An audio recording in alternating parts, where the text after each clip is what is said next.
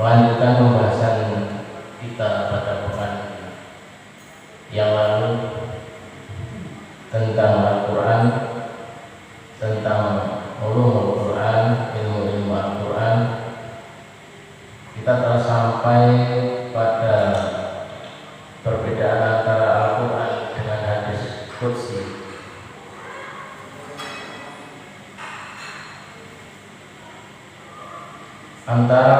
Ada beberapa perbedaan Quran dengan hadis qudsi yang penting yang dapat kita ketahui.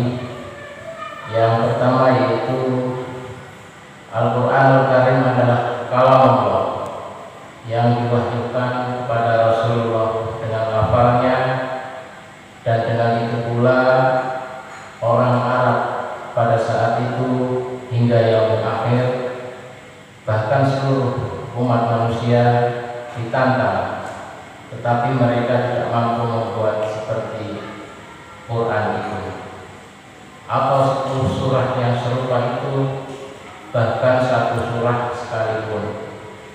Tantangan itu tetap berlaku karena Al-Quran adalah mukjizat yang abadi hingga hari kiamat, sedangkan hadis qudsi tidak untuk menantang dan tidak pula merupakan mukjizat yang Allah berikan kepada Nabi Muhammad SAW. Jadi Al-Quran merupakan kalam Allah yang lafalnya langsung dari Allah, dan ditantang orang-orang Arab pada masa itu hingga yang terakhir untuk membuat yang serupa dengan Al-Quran.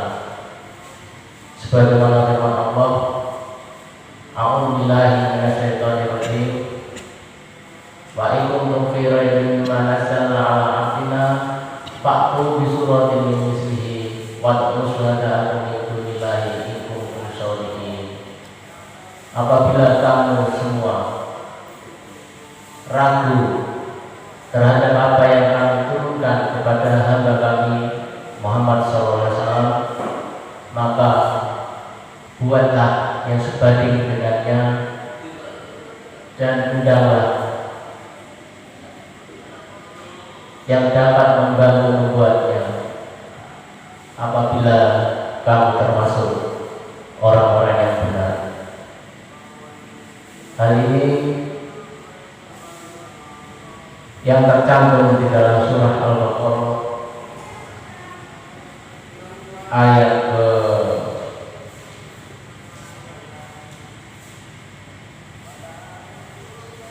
23. Ditantanglah orang-orang yang meragukan kebenaran Al-Quran untuk membuat yang serupa dengan Al-Quran, apabila mereka memang benar-benar orang-orang yang benar.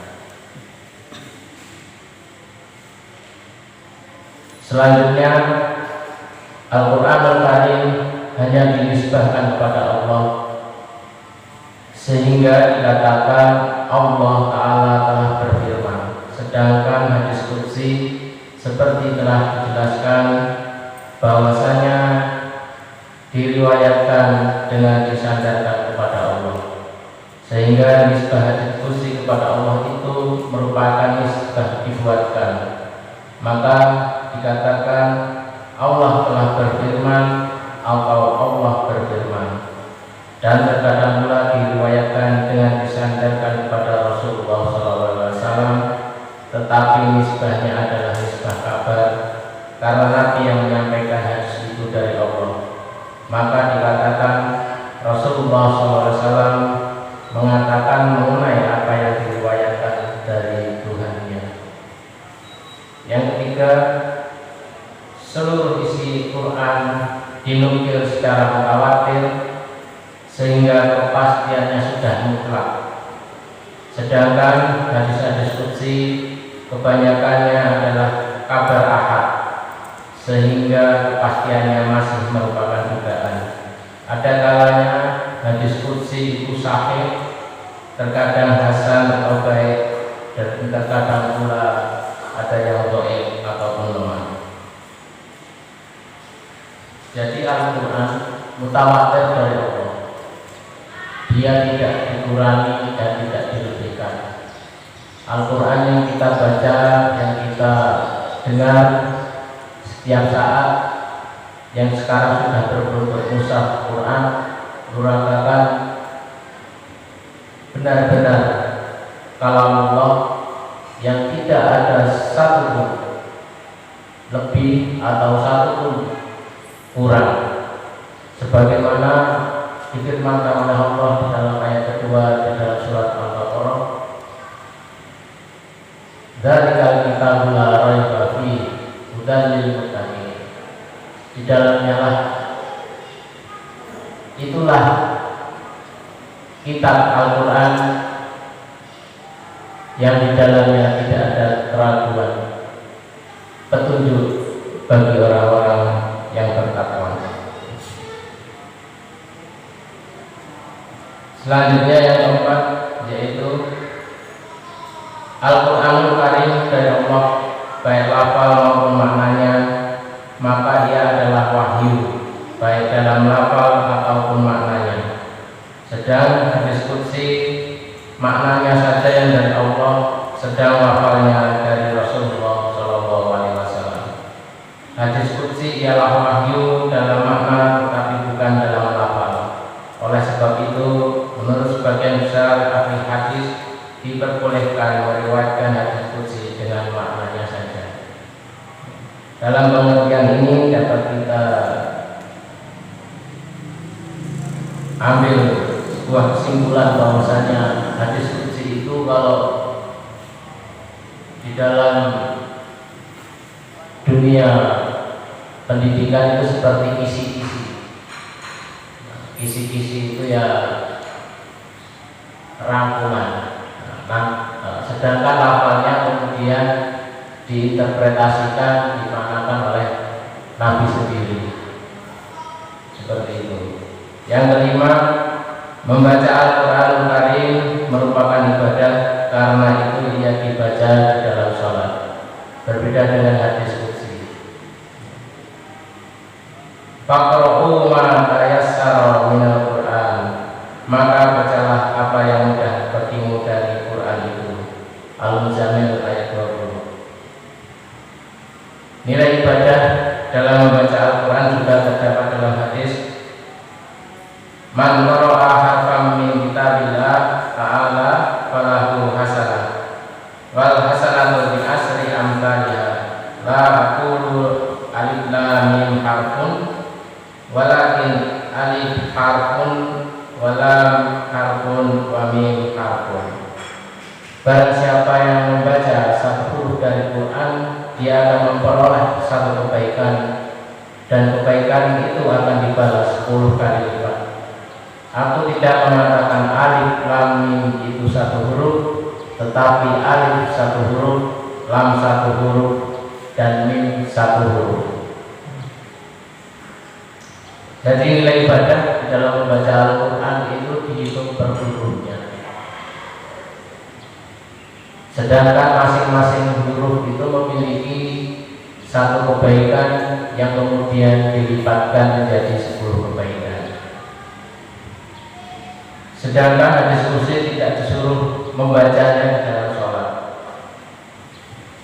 Allah memberikan pahala membaca hadis qudsi secara umum saja, maka membaca hadis qudsi tidak akan memperoleh pahala seperti yang disebutkan dalam hadis mengenai membaca Quran, bahwa setiap huruf mendapatkan 10 kebaikan.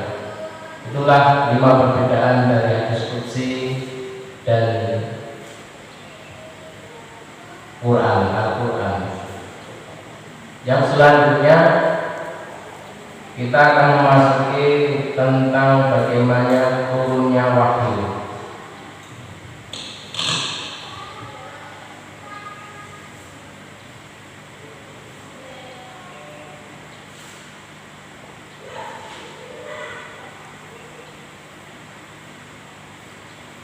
Al-wahyu. Wahyu sendiri dikatakan dari wahai itu nilai dan auhai. Bila kita berbicara kepadanya, agar tidak diketahui orang lain. Wahyu adalah isyarat yang cepat, itu terjadi melalui pembicaraan yang berupa rumus dan lambang, dan terkadang melalui suara semata, dan terkadang pula melalui isyarat dengan sebagian anggota badan. Al-wahyu atau wahyu adalah kata masdar, dan materi itu menunjukkan dua pengertian dasar, yaitu tersembunyi dan cepat.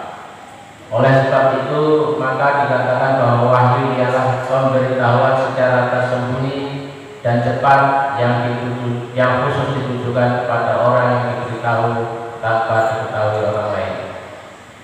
Inilah pengertian masdarnya. Tetapi terkadang juga bahwa yang dimaksud adalah al-muha, yaitu pengertian isim maf'ul yang diwahyukan. Pengertian wahyu sendiri menurut bahasa ada beberapa hal. Yang pertama yaitu sebagai ilham, bawaan dasar manusia, seperti wahyu terhadap ibu Nabi Musa alaihissalam. Wa auhayna ila ummi Musa an ardi'iha, dan kami ilhamkan kepada ibu Musa, susuilah dia. Al-Qasas ayat 7. Kemudian yang kedua adalah ilham yang berupa naluri pada binatang, seperti wahyu kepada lebah. Wa auha rabbuka ila nahli an takhidhi minal jibali buyutan wa minas syajari wa mimma ya'rishun. Dan Tuhanmu telah mewahyukan kepada lebah, buatlah sarang di bukit, di pohon-pohon kayu, dan di rumah-rumah yang didirikan manusia. An-Nahl ayat 68. Yang ketiga yaitu isyarat yang cepat melalui rumus dan kode, seperti isyarat Zakaria yang diceritakan di dalam Al-Quran.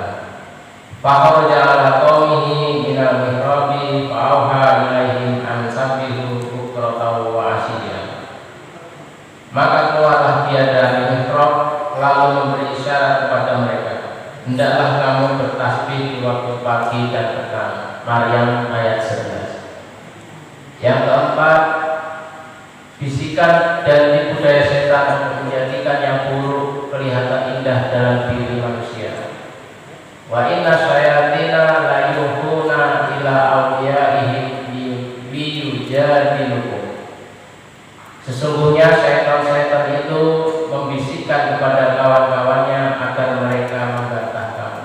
Al-An'am ayat 121. Yang kelima yaitu apa yang disampaikan Allah kepada para malaikatnya berupa suatu perintah untuk dikerjakan. Idh yuhi rabbuka ilal malaikati anni ma'akum fasabbiqul ladzina amanu. Ingatlah ketika Tuhanmu mewahyukan kepada para malaikat, sesungguhnya aku bersama kamu, maka teguhkanlah pendirian orang-orang yang beriman. Al-Anfal ayat 12.